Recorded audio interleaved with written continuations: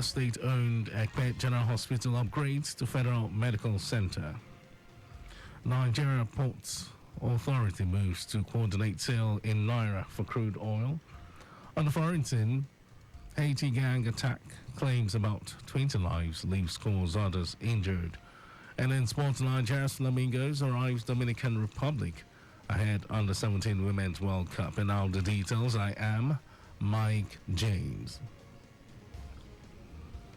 Legacy government has signed a memorandum of understanding (MOU) for the transfer of Ekpe General Hospital to the federal government in a bid to provide more psychosocial support in the healthcare sector.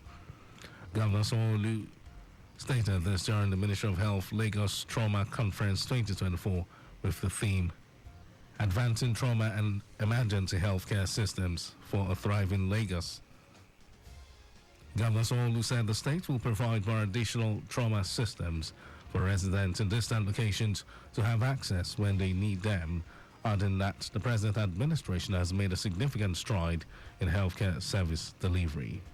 We are also enhancing advanced trauma life support ATLS training for physicians, for nurses, ensuring that they are well prepared to handle critical trauma cases as standard criteria of practices. Like somebody have also requested, we will be establishing the paramedics and emergency medical technicians as another cadre in our public service. Even if they don't have it at federal, we'll show the way. Also speaking, wife of the governor, Ibijoke Sanwo-Olu, said the program is aimed at ensuring a healthier and safer Lagos, as the importance of trauma care centers could not be overemphasized, hence the need for adequate preparedness by applying a local sense to problems. In a speech, Minister for State, Health and Social Welfare, Tunji Alausa, said the hospital, now known as Federal Medical Center Ekpe, is not only a significant milestone for the people of Ekpe, but deserving access to quality healthcare, which will help stimulate local businesses. CAM will offer the following courses: acupuncture, naturopathy, homeopathy, chiropractic medicine, and herbal medicine. With the combination of the new School of Nursing and the Federal College of Complementary and Alternative Medicine that is being cited in this area, it will offer opportunities for our youth to undertake studies and become professionals in the field. Speaking in a paper presentation, a report of stakeholders, pre-conference technical deliberations, gaps, challenges and recommendations, Permanent Secretary, Ministry of Health, Olusegun Ogbuyi, said the Lagos State Ambulance Service, LASAMBUS, is redefined to respond to at least 70% of medical emergencies within 30 minutes. Ogbuyi added that it also aims to provide pre-hospital emergency medical care in the state using appropriate equipment and skilled personnel within the shortest time.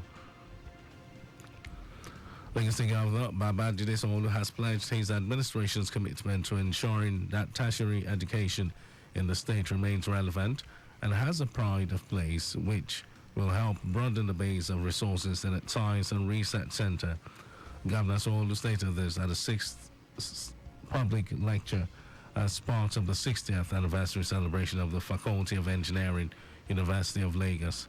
Speaking on the theme, the Nigerian power industry, past, present and the future, the governor urged students in the faculty to see the event as a point of contact, connection and make good use of the opportunities that the university provided for them. The world is a global village now. We cannot give excuses.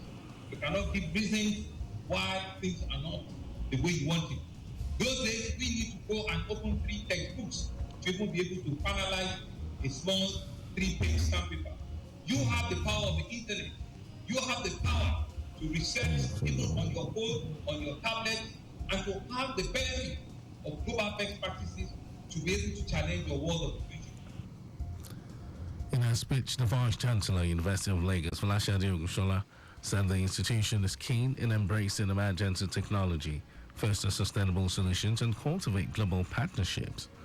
On its part, the Dean, Faculty of Engineering, Samson Adeoshu, said the event was a testament to 6 decades of excellent innovation, dedication, and academic excellence, research and collaboration, which had produced visionary leaders entrepreneurs, and pioneering researchers. The event was attended by the Deputy Governor of Ogun State, Noimot Salako Oyedele, President Worldwide UNILAG Alumni Association, Ifeoluwa Oyedele, among others. Legacy Government has declared readiness to conduct the year 2024 trade test for artisans in the state on the 15th and 17th of October.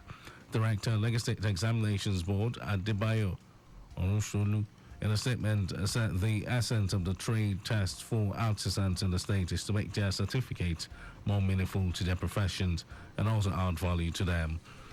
Orunsolu said artisans in Ekpe, Ikorodu, and Ibejaleki local government areas will sit for the theoretical aspect of the test at Government Technical College, Odumola, Ekpe, while those in Agege, Ifako, Ijayi, Alimosho, Amuodofi, and the Keja local government areas will sit for the test at Government Junior College, Agege, on Tuesday, 15th October. He added that the practical aspects of the test will be conducted on Thursday, 17th October, at the different designated centers in the state. About 350 duly registered artisans are expected to take part in the trade test. A total of 180 Nigerians stranded in Libya returned home on Wednesday evening, marking a significant effort to provide humanitarian assistance to those in need. The returnees, including 67 adult females, 55 adult males, 24 female children, 18 male children, and 16 infants, arrived at the Murtala Mohammed International Airport in Lagos.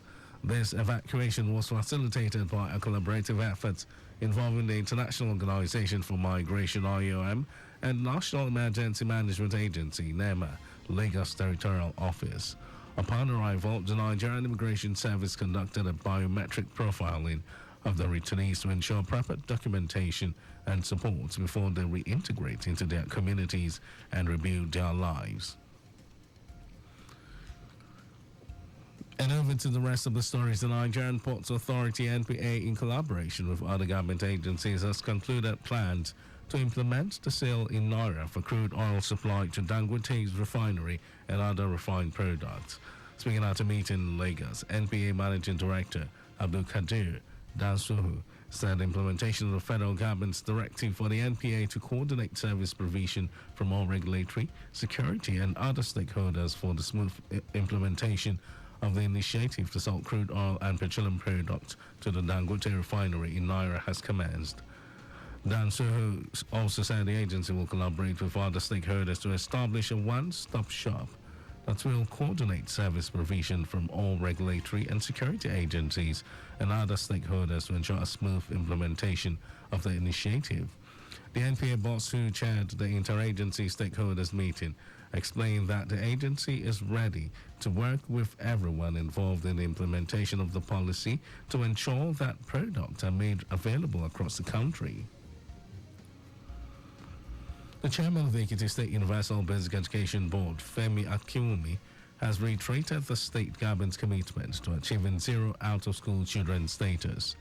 Akinwumi said the free and compulsory education policy of Governor Biodu Oyebanji's administration, the various infrastructure development projects, and the encouragement of teachers were part of efforts to achieve zero out-of-school children. The suburb chairman spoke in Ado-Ekiti during the inauguration of the new local government branch chairman of the Association of Primary School Head Teachers in Nigeria, Ekiti State.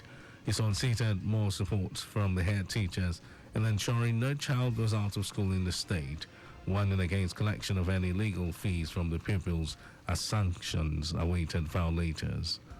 And in some foreign news, at least 20 people, including children, have been killed after an armed gang attacked a small town in Haiti. Another 50 were wounded as Grand Grief gang members rampaged through Point Sunday in the central Antibonite region, about 71 kilometers northwest of the capital, Port-au-Prince. Armed gangs have taken control of large parts of Haiti, and a UN-backed policing mission led by officers from Kenya began in June in an attempt to wrestle back control. Grand Grief is said to be one of the most violent of Haiti's gangs.